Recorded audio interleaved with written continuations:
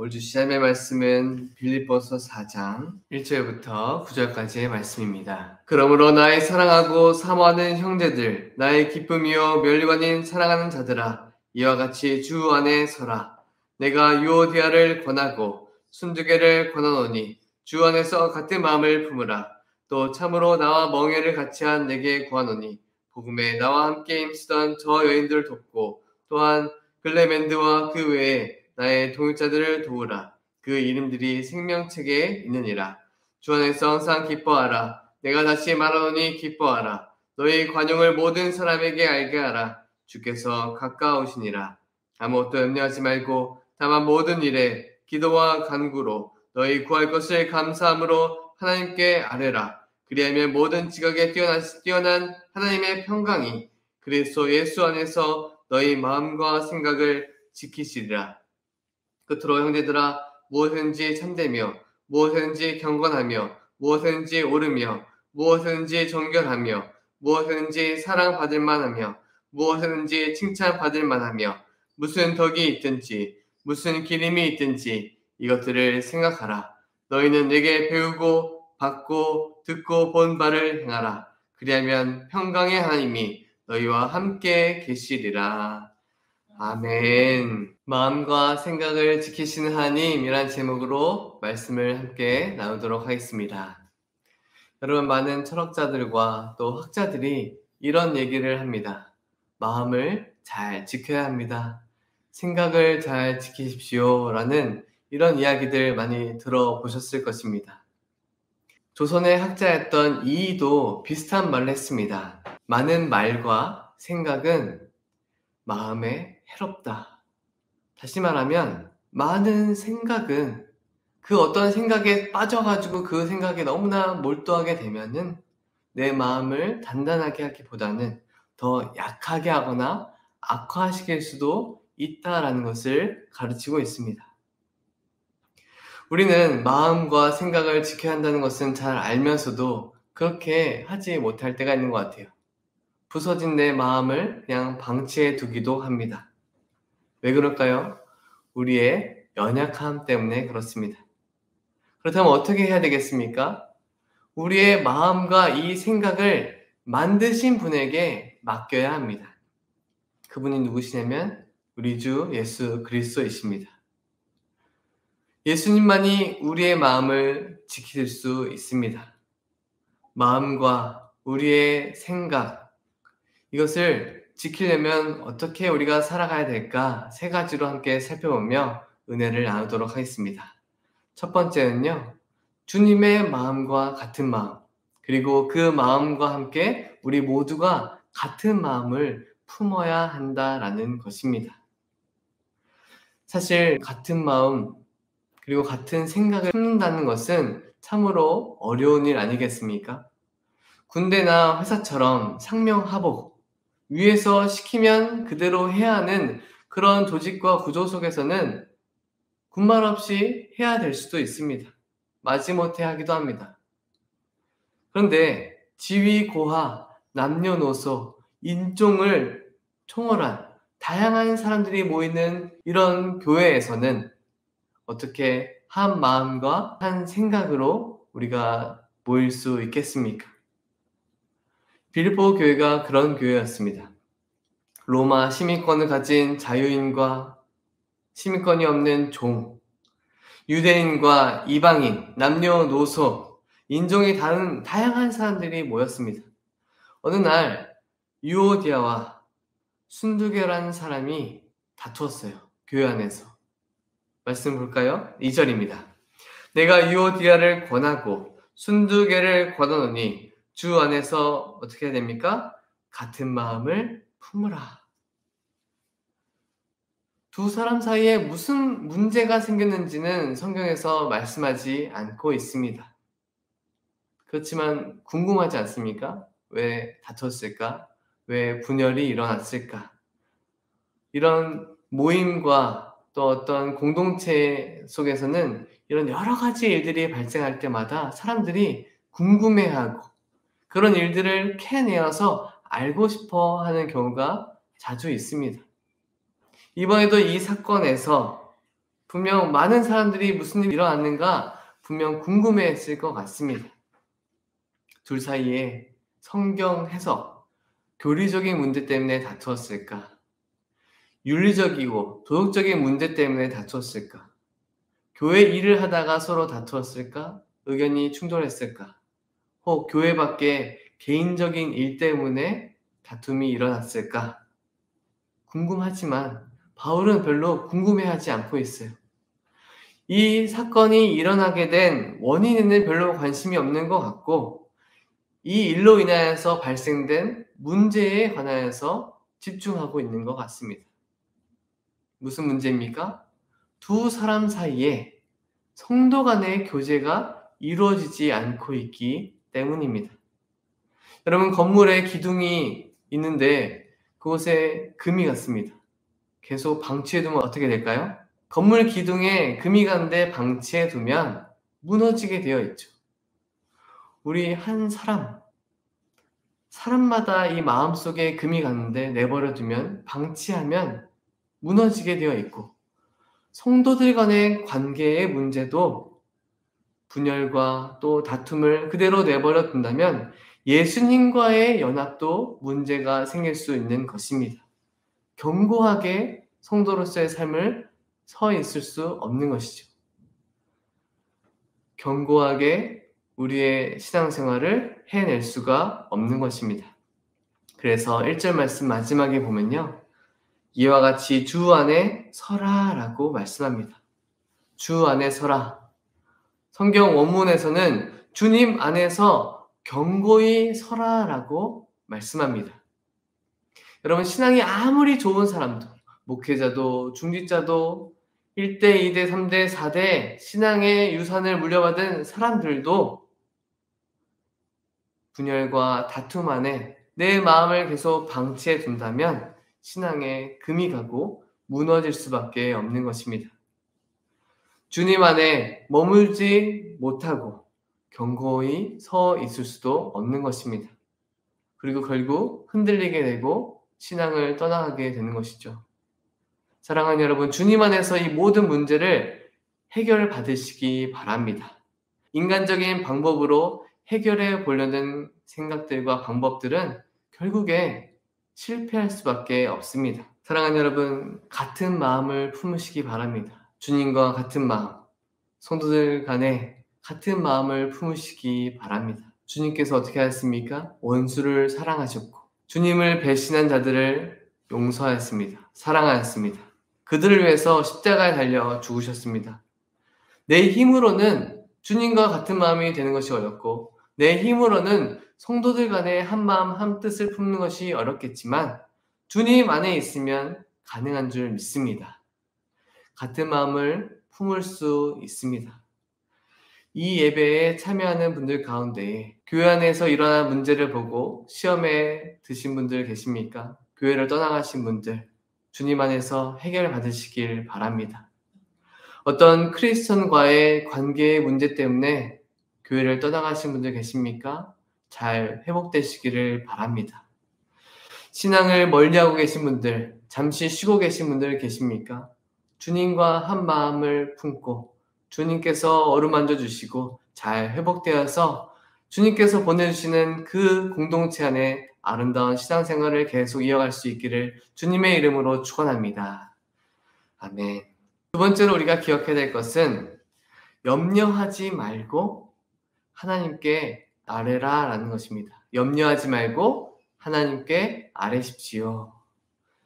여러분, 6절 말씀 우리가 너무나 잘 알고 사랑하고 암송하는 말씀이죠. 아무것도 염려하지 말고 다만 모든 일에 기도와 간구로 너희 구할 것을 감사함으로 하나님께 아뢰라. 어떤 일을 만나도 염려하지 말고 기도하라 라고 말씀하십니다. 이 본문의 맥락에서 한번 살펴볼까요? 빌립보 교회 안에 지금 무슨 일이 일어났다고 했습니까? 두 사람 간의 다툼과 분열이 일어났습니다. 그리고 바울이 말하기를 도움이 필요한 사람이 있대요. 그 사람들을 꼭 도와주십시오 라고 말하고 있습니다. 바울 자신도 도움받았던 사람들, 여인들, 글레멘드, 나와 동역자였던 여러 사람들을 특별히 언급하면서 그 사람 한 사람 한 사람들을 보살펴 달라고 도움을 청하고 있습니다. 내 사랑하는 교회, 또 나의 동역자들, 또 어려움 당하고 있는 이웃들, 그 사람들을 돕는 일에 염려하지 말라. 그것을 놓고 기도하라라고 말씀하고 계십니다. 사랑하는 여러분, 그런 일들이 생길 때마다 걱정하기보다, 염려하기보다 먼저 기도하시기 바랍니다. 하나님께서 기뻐하시는 일은 하나님께서 분명 다 이루실 것입니다. 하나님께서 이루실 건데 내가 왜 기도해야 될까요? 이런 질문을 하시는 분들도 계세요. 그런데 정말 궁금하시죠? 왜 기도해야 될까요? 그건 하나님께서 기뻐하시는 일을 하나님 스스로가 하시기보다 교회와 주의 백성을 통하여서 이루기를 바라시기 때문입니다. 그리고 그 교회와 성도들이 결단하고 그 일을 행하기를 바라며 하나님의 도우심과 인도하심을 신뢰하며 의지하며 가기를 하나님께서는 바라고 계십니다. 하나님께서 기뻐하시는 일이라는 것을 알겠지만 이거는 불가능한 일인데요. 저는 못해요 라고 말할 수도 있습니다. 저 사람과 이 사람이 다투었는데 우리 힘으로는 화해시킬 수가 없어요. 그리고 우리 교회의 재정, 또 내 재정 상태를 보면 내 코가 석잔데 어떻게 저 사람들을 도울 수 있습니까? 불가능한 이런 마음들이 들 수도 있습니다. 그렇게 생각하지 말고 먼저 하나님께 아뢰라라고 권면하고 있습니다. 먼저 지레 겁먹지 말고 염려하지 말고 요청하라고 말씀합니다. 그럼 어떻게 된다라고 말씀하십니까? 7절 보겠습니다. 그리하면 모든 지각에 뛰어난 하나님의 평강이 그리스도 예수 안에서 너희 마음과 생각을 지키시리라. 빌립보 교회와 성도들의 마음과 생각을 지키십니다. 우리 교회와 성도님들의 마음과 생각을 지키십니다. 이 예배에 참여한 또 이 설교를 듣고 계신 성도님들의 마음과 생각을 우리 주님께서 지켜주시는 줄 믿습니다. 우리 아버지는 능력 있는 분이세요. 모든 지각에 뛰어난 하나님이십니다. 여기서 말하는 모든 지각에 뛰어나다라는 것은 인간의 모든 생각을 압도한다라는 의미입니다. 내 모든 생각을 압도하시는 하나님. 그 하나님께서 주시는 평강과 평안이 나를 압도해서 나를 지켜주시는 거예요. 그러니까 내 눈앞에 있는 문제와 어려움들을 보고 망했다. 나는 할 수 없다. 이 문제에 압도당하는 것이 아니라 하나님께 압도당하시기 바랍니다. 그러면 모든 것이 단순해지고 없던 용기도 생겨나게 되어 있습니다. 사랑하는 여러분, 아무것도 염려하지 마시고 또 염치 없다고 생각하지 말고 하나님을 찾으시기 바랍니다. 하나님께 도움을 구하시기 바랍니다. 하나님께 기도와 간구로 아뢰시기 바랍니다. 인간의 모든 생각을 압도하시고 세상 만사 모든 문제 위에 계시는 하나님께서 여러분들의 기도와 간구를 들으시고 해결해 주시고 가장 선한 길로 인도해 주실 줄 믿습니다.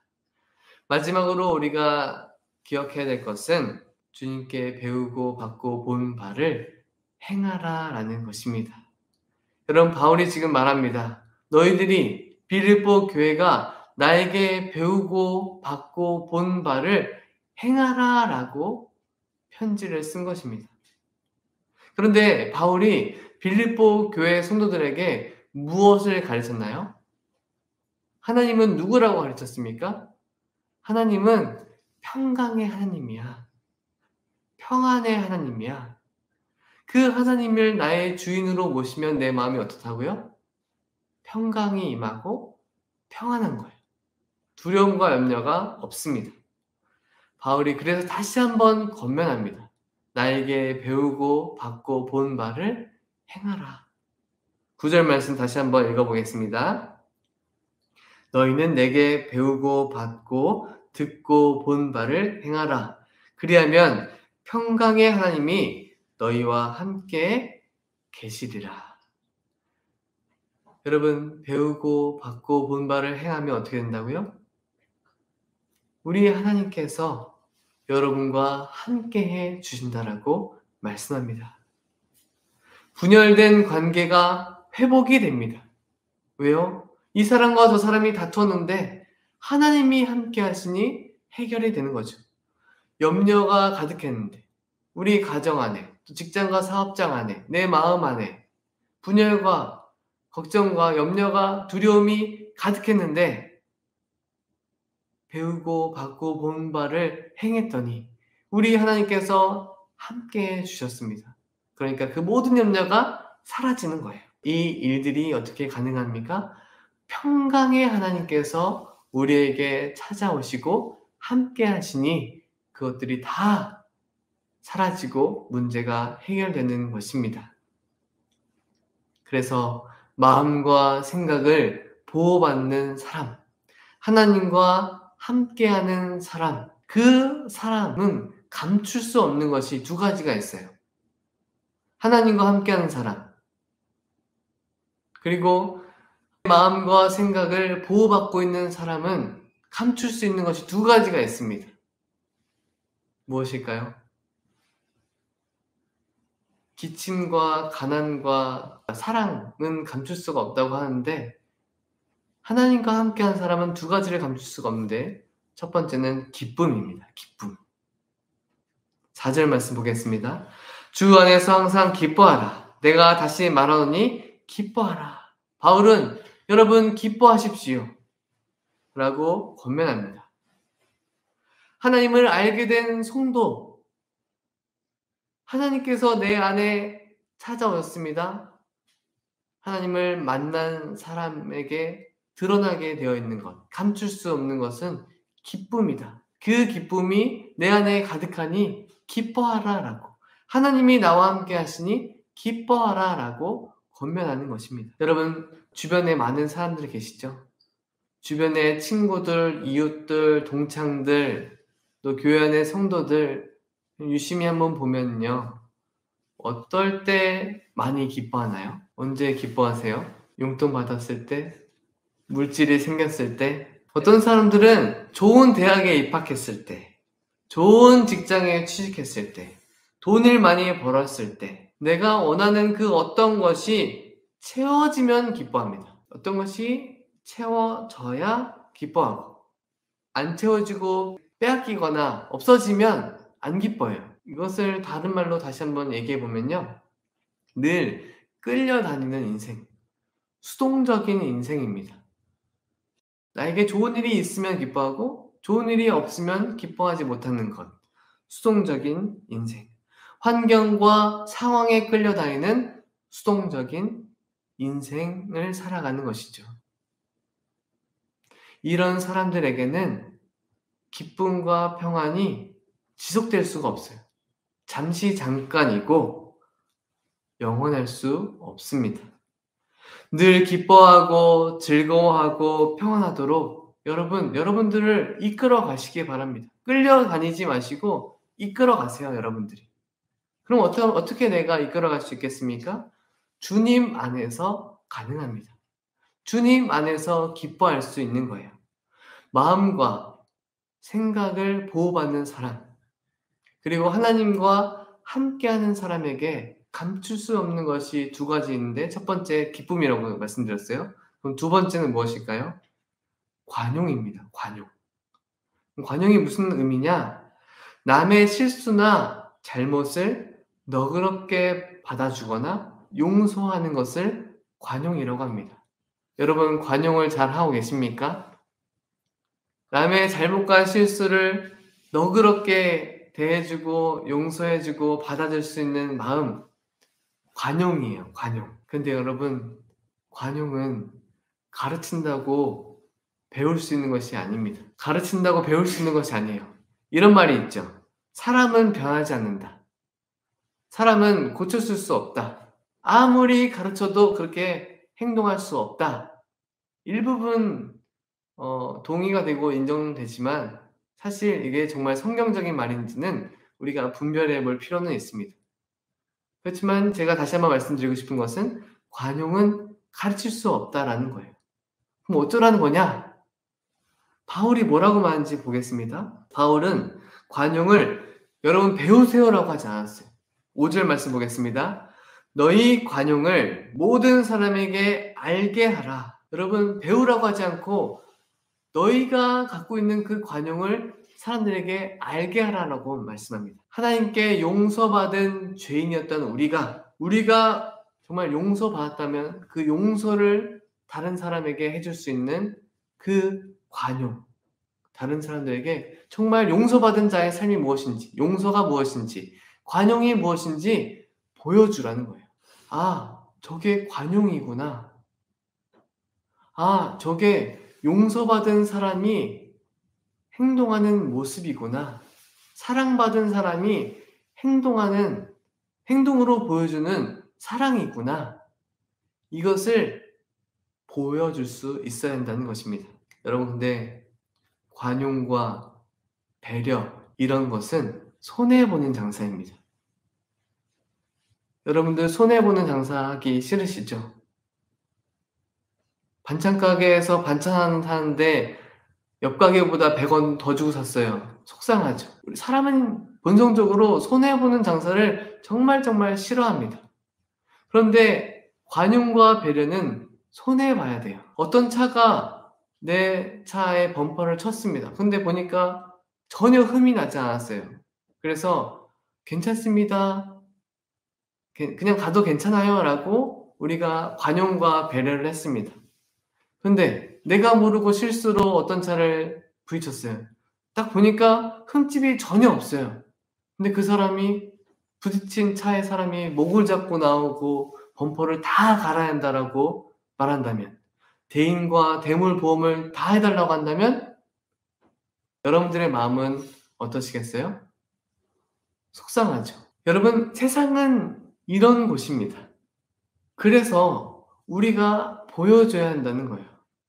세상에게 관용과 배려와 사랑이 무엇인지 보여줘야 그 사람들도 아, 관용이 무엇이구나, 사랑이 무엇이구나 라는 것을 알게 되는 것입니다. 그렇지만 한 가지 주의할 점은 세상은 크리스천들의 관용과 배려를 이용해 먹으려는 사람들이 너무나 많다라는 것이죠. 그럼에도 불구하고 우리는 손해를 봐야 합니다. 사랑하는 여러분, 주 안에서 관용을 베푸시고 사랑을 베푸시기 바랍니다. 주님 안에서 손해 보시기 바랍니다. 주님께서 배로 갚아 주실 것입니다. 이 땅에서 갚아주시지 않으신다고 해도 우리가 손해보는 일을 해야 되는 이유는 저 하늘에 이미 상급이 쌓여있기 때문입니다. 여러분, 요즘 뉴스에 IT라는 나라가 굉장히 자주 등장하고 있습니다. 우리가 알기로 IT는 예전에 큰 지진이 일어났던 나라, 작은 나라라고 알고 있는데 요즘 무슨 일이 일어났냐? 거의 무정부 상태입니다. 정부가 역할을 못해요. 그래서 깽단, 그런 사람들이 총을 들고 난리를 치고 있다고 해요. 법과 질서가 무너졌습니다. 총과 힘이 법이 되는 세상을 IT 사람들은 지금 살아가고 있어요. 비영리 단체에서 일하고 있던 필립스라는 사람이 IT 사람들에게 농사법을 가르쳐 주려고 갔다가 지금 고립되어서 집으로 못 돌아가고 있다는 뉴스를 보았습니다. 얼마나 무서울까요? 밖에서 계속 총소리가 나고 집 밖을 나갈 수가 없는 상황에 있다는 뉴스를 보았습니다. 여러분, 그런 세상에 우리가 살아가고 있다면 온전한 정신으로 살아갈 수 있을까요? 그렇게 살 수 없을 것 같아요. 너무너무 무서울 것 같고 염려와 걱정이 가득할 것 같습니다. 늘 불안과 두려움에 빠져 살아갈 것 같습니다. 사랑하는 여러분, 신앙도 마찬가지입니다. 여러분들의 마음은 누가 지배하고 계십니까? 무정부 상태이거나 총과 힘 있는 자에게 휘둘리면서 살아가고 있지는 않습니까? 그런 자에게 내 마음을 주인 노릇하게 내버려 두지 않으시나요? 누가 주인이 돼도 상관없다라고 그렇게 살아가고 있지는 않습니까? 사랑하는 여러분, 내 마음과 생각을 지키시는 그리고 만드신 우리 주님께 내 마음과 생각을 맡기시기 바랍니다. 그때 평안과 평강이 가득할 줄 믿습니다. 평강의 하나님께서 여러분과 늘 함께 하시고 동행해 주실 것을 주님의 이름으로 축원합니다. 아멘.